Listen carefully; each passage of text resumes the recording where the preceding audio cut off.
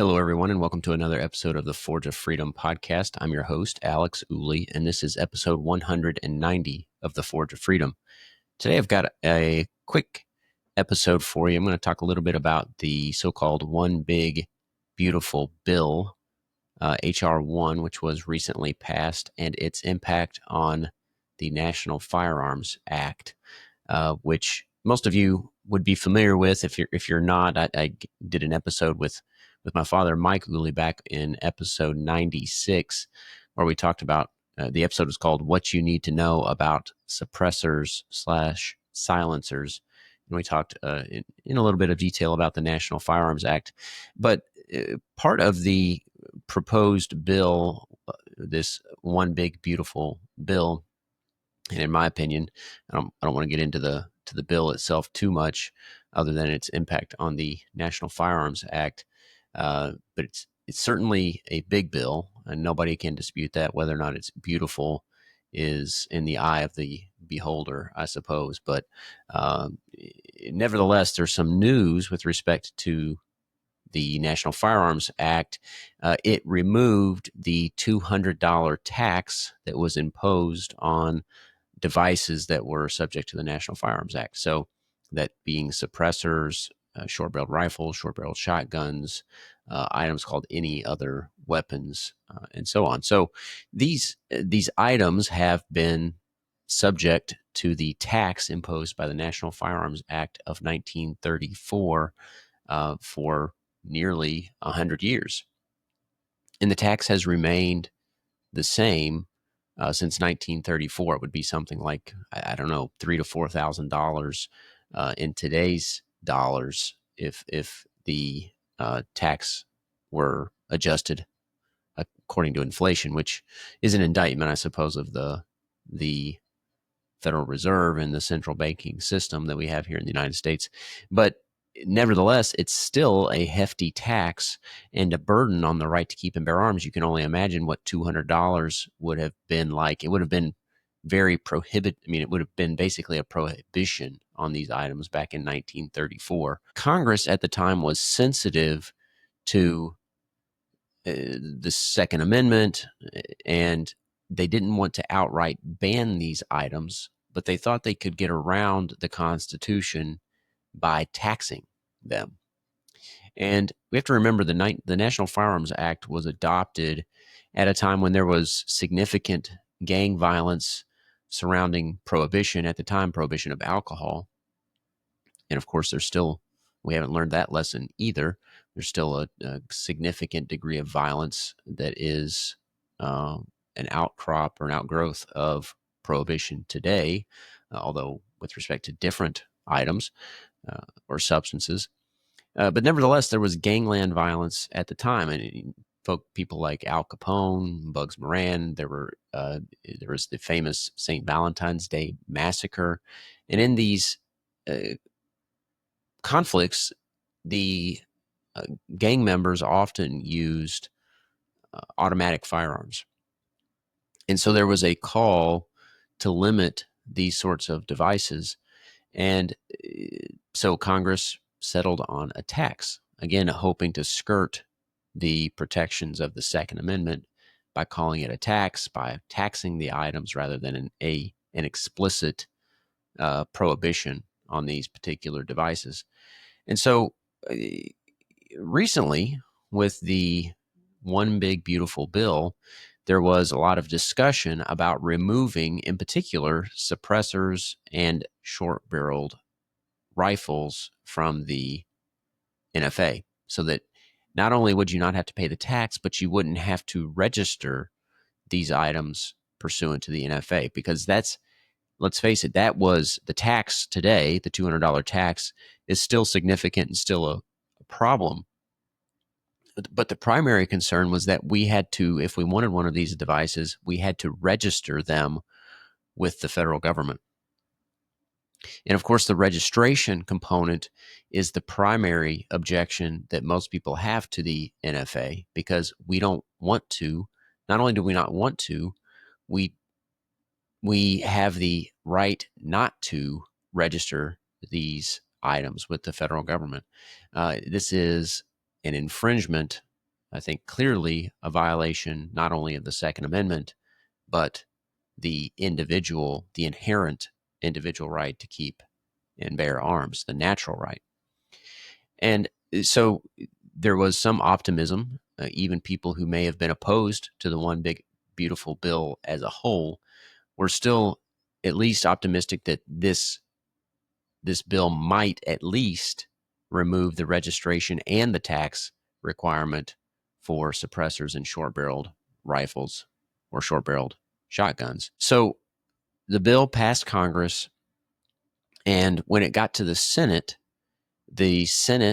monkeyed around with the bill and ultimately decided to pass a form of the bill or a version of the bill that did not remove any items from the National Firearms Act or the registration requirement, but simply removed the tax on short-barreled rifles, short-barreled shotguns, and suppressors. And I'm going to put up here on the screen the text of the bill. It's several hundred pages. Hopefully you can see it here okay. And I believe, let's see, it's on page 176 of H.R. 1, which is the one big beautiful bill.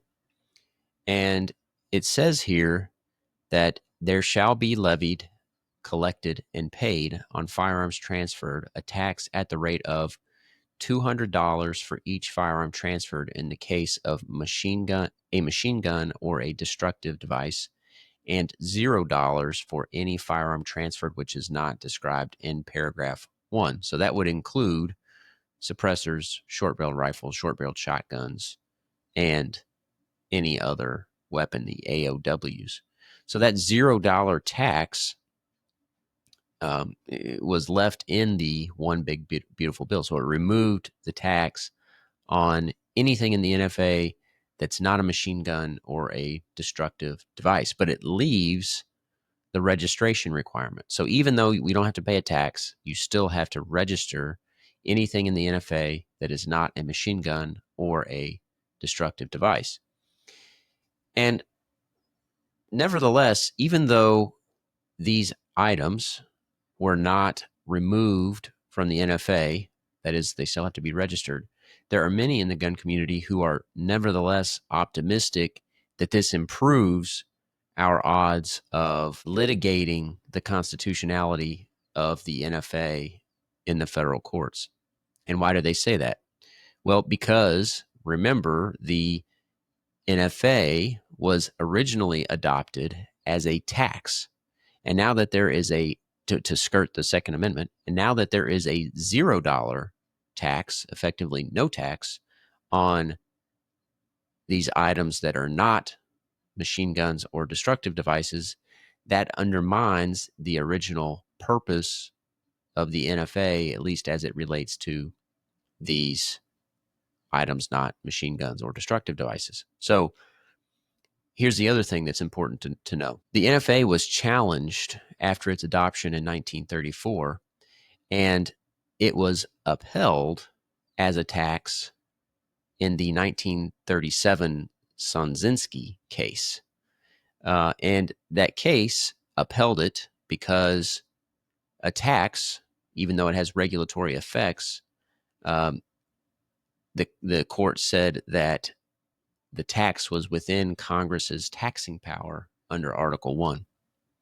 So now, because there's no tax, that original, and I believe that to be a mistaken interpretation of the Constitution as well, but nevertheless, now that there's no tax, that case, the Sonzinski case, which I'll link to in the show notes, is no longer relevant because there is no tax. And so how can it be when it's only imposing a registration requirement and there is no tax, that is outside of the scope of the Congress's legislative powers. So on the one hand, this is bad news because the original proposal to remove these items from the NFA, suppressors, short-barreled rifles, short-barreled shotguns, etc., was, I think people were optimistic about that and disappointed when that registration requirement remained. but nevertheless are, I think, maybe looking at this a little bit with rose-colored glasses, but have some optimism anyway, that there will be some success against the NFA in the courts. Now, I'm always reluctant to have too much optimism when it comes to the courts. The Supreme Court, as it's currently composed, has been lukewarm at best toward the Second Amendment. Of course, there has been some progress. It is much better than the Supreme Court has been in prior years, but still, I think, unreliable when it comes to the Second Amendment, as evidenced by, I think, in particular, the Rahimi decision. I think was a terrible decision, and also it's the Supreme Court's uh, refusal to accept the Snope case, for instance, the Ocean Tactical case, these cases that challenge uh, state prohibitions on the possession of so-called assault weapons or uh, semi-automatic rifles, generally the AR-15, and also cases that involve high-capacity magazine bans, so-called. Of course, they're just standard capacity magazines, but these anti-gun states, anti-liberty states, cast them as high capacity, cast them as assault rifles, etc. But the Supreme Court has been very unreliable, and at the very least, I think is prolonging I think the inevitable, which is that they'll have to consider some of these cases at some point in the future. But in the meantime, people living in these states are subject to these unconstitutional violations of their individual liberty. And people who are purchasing suppressors or short-barreled rifles or short-barreled shotguns are having to register these items despite the removal of the tax. And the removal of the tax, by the way, won't begin or won't take effect until January 1st, 2026. So the good thing is this, I think, does set up a better attack given court precedent, given the history of the NFA. I think it was, I think, ripe for attack, the NFA, despite the one big beautiful bill. The one big beautiful bill may improve the attack to some degree, but I think the NFA is still and has always been unconstitutional. So hopefully this does help advance the elimination of the National Firearms Act, but I think it's improved. While it's improved the argument, I think it's difficult to have too much optimism because we are relying on a Supreme Court that's not particularly concerned with the right to keep and bear arms. So anyway, just wanted to give you my thoughts on this subject. Like I said, I'll link to this 1937 case, Sunzinski. I'll also link to episode 96, where Mike Ooley, my father, and I discussed suppressors in the 1934 National Firearms Act in more detail. And of course, I put that up on the screen if you're watching by video. And then I'll also link to an article that I wrote recently for Gun Digest. I think people, our listeners, might find of interest. It's called "The Second Amendment from Founding Principle to Modern Battleground." And I think it's not a treatise on the Second Amendment by any stretch. I'm limited to 1,000 words.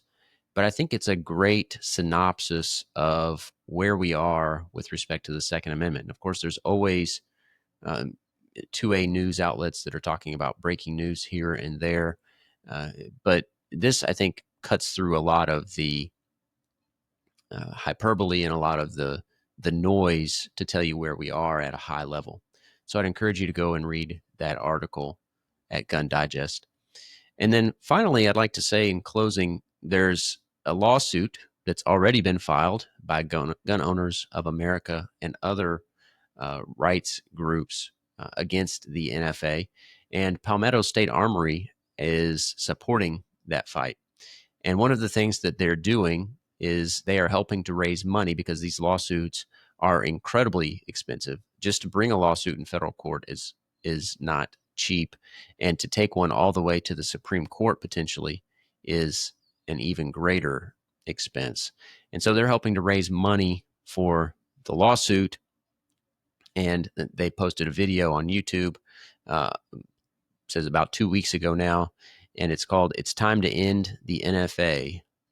Lawsuit filed, and they're selling these AR lowers that have Gun Owners of America inscribed or etched on the side, and the serial number looks like it's going to include "End NFA," which is kind of cool too. So, if you're looking to help fight the fight against the NFA, support your local gun groups, uh, support organizations like Gun Owners of America, Firearms Policy Coalition, Second Amendment Foundation, and the NRA. Um, Gun Owners of America, I think, is the primary organization behind this particular lawsuit. I know FPC is out there doing great work, as well as the Second Amendment Foundation. But one of the things Palmetto State Armory is doing is selling these lowers, and a portion, I think $25. I have to go back and watch the video, but a portion of the money from the sale of these lowers is going toward Gun Owners of America and the lawsuit against the NFA. So go check out that video if you're interested in a new AR lower. That's a way you can get yourself a new lower and fight the NFA. All right, everybody, I hope you learned a little something from this episode. Let me know what you think about the One Big Beautiful Bill and its impact on the NFA in the comments. If there's something I missed, let me know. As always, you can find us on YouTube, Rumble, Facebook, and X at Forge of Freedom. You can also find us on all the most popular podcast streaming platforms and at forgeoffreedom.com. Until next time, remember, you are the Forge of Freedom.